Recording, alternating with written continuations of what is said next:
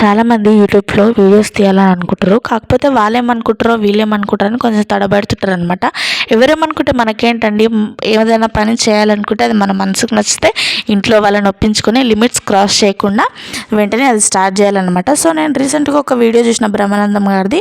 ఆయన ఏం చెప్పిండంటే ఒక వీడియోలో, మనము మంచి చేసిన జనాలు అంటూనే ఉంటారు, చెడు చేసినా అనేవాళ్ళు అంటూనే ఉంటారు. సో జనాల మాటలు పట్టించుకోకుండా మనం ఏదైనా చేయాలనుకుంటే అది వెంటనే స్టార్ట్ చేయండి.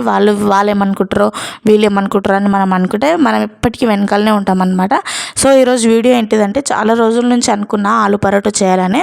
సో ప్రాసెస్ వీడియోలో కనిపిస్తుంది కదా, సేమ్ అదే ప్రాసెస్లో చేయండి. టేస్ట్ చాలా బాగుంటుంది. ఇంకా ఇడ్లీ దోశ చాలా తిని బోర్ వచ్చినప్పుడు ఒకసారి ఇట్లా బ్రేక్ఫాస్ట్లోకి ట్రై చేయండి.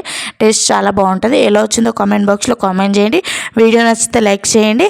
మన ఛానల్ని సబ్స్క్రైబ్ చేసుకోండి ఫ్రెండ్స్. ఇంకో మినీ వ్లాగ్తో కలుద్దాం. బాయ్.